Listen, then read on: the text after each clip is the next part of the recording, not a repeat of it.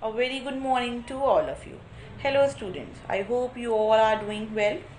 So in the previous video you all have learned about the acid, different properties of acid, and in this video we are going to discuss about the base and the different properties of base and the uses of base and the uses of acid and what do all the acid and bases have in common and so on. So let us now in this video we are going to discuss about the bases. So what are bases? Bases are those chemical substances which have a bitter taste.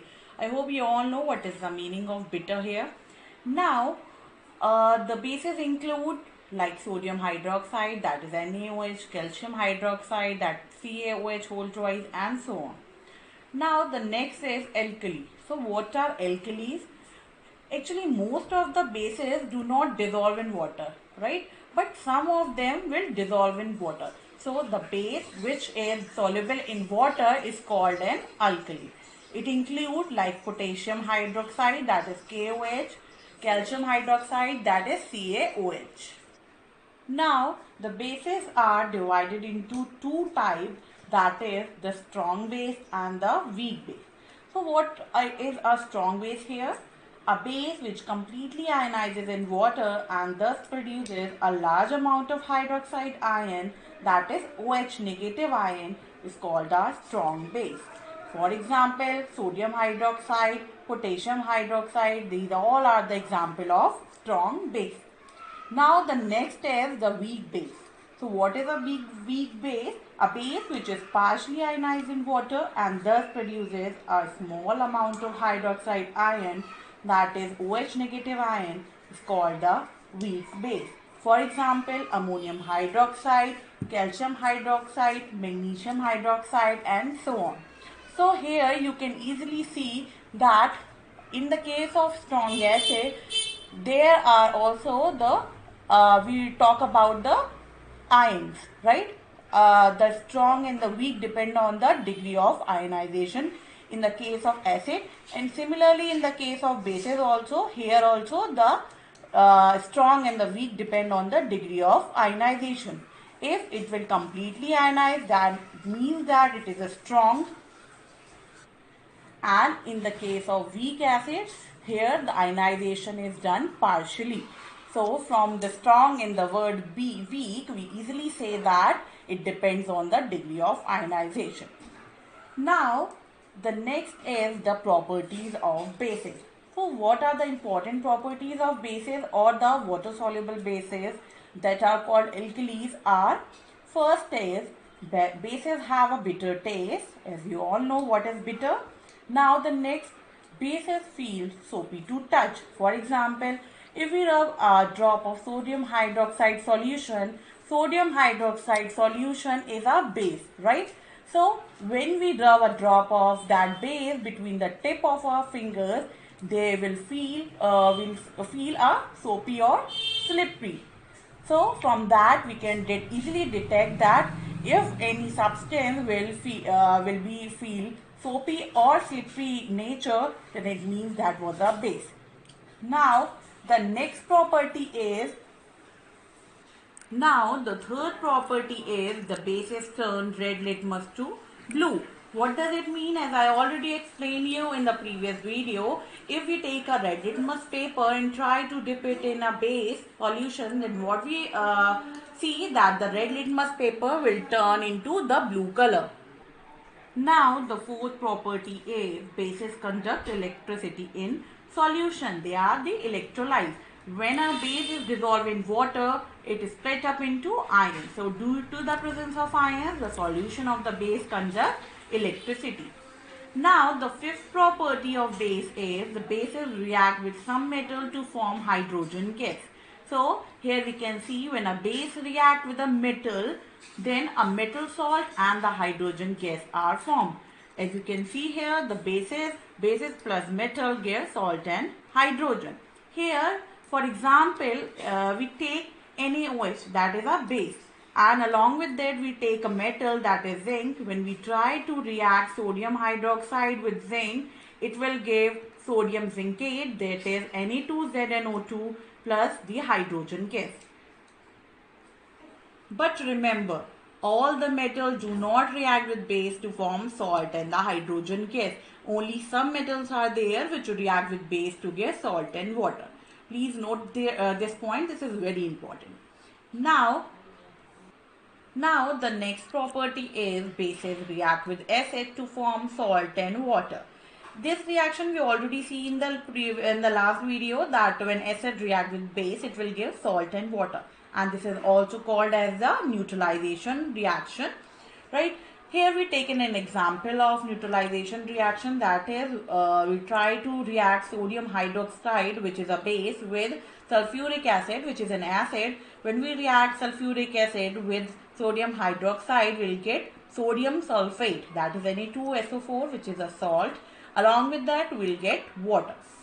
Now, the next property of base is the base react with non-metal oxide to form salt and water.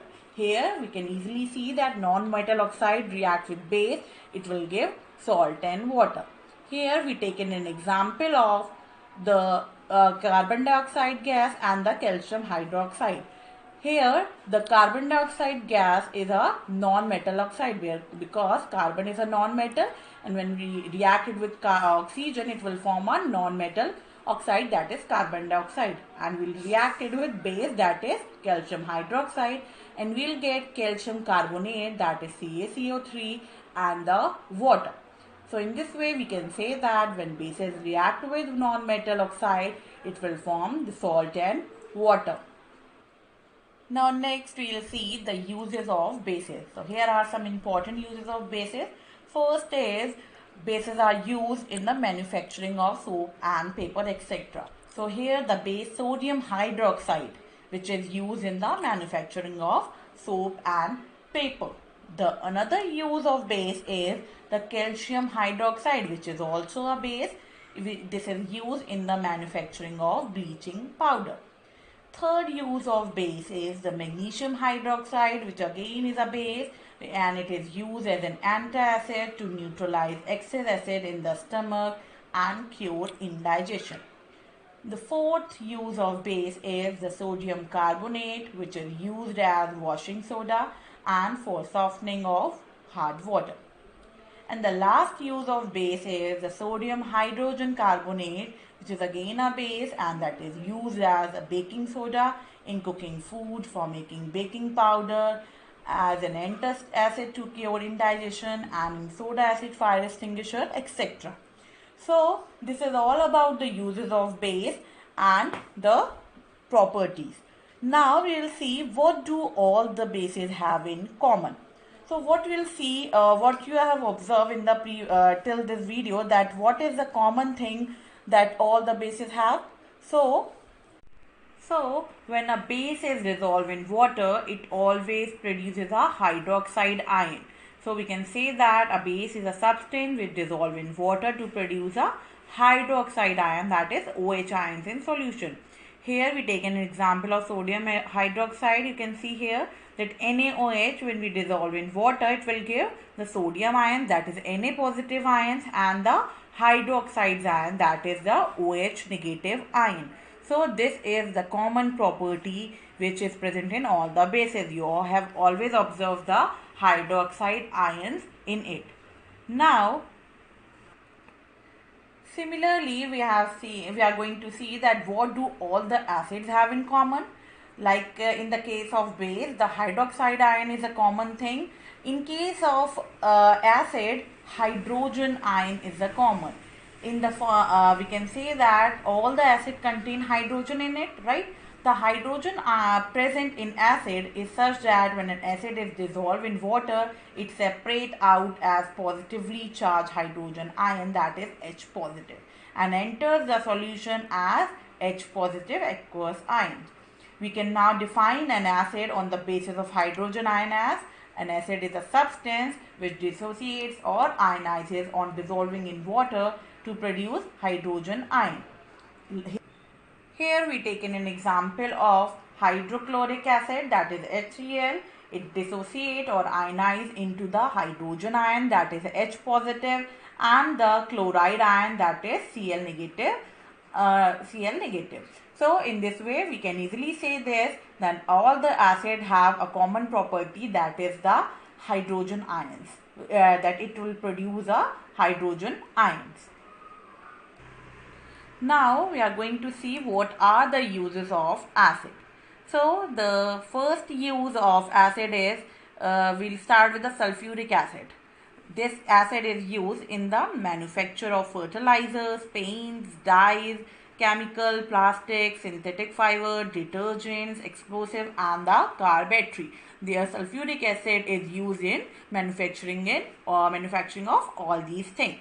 Now the next use is of acid is, we'll take an acid, that is nitric acid. It is used for making fertilizers, explosive, dyes and plastic. So this is used in the manufacturing of all these things.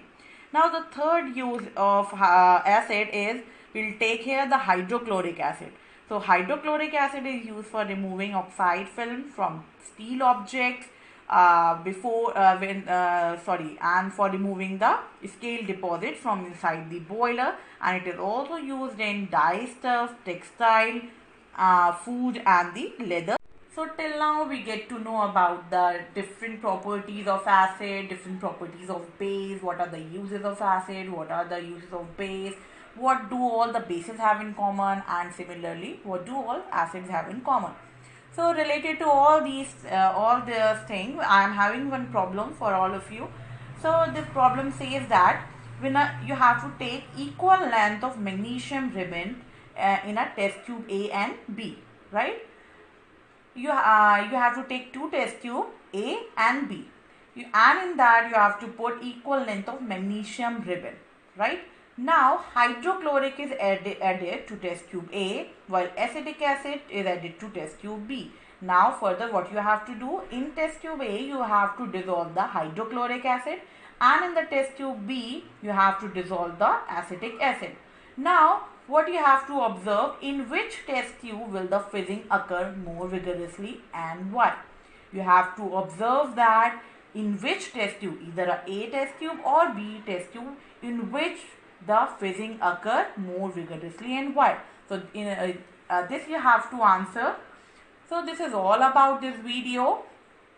We'll see you again in the next video with the further topics of the same chapter. Till then, thank you.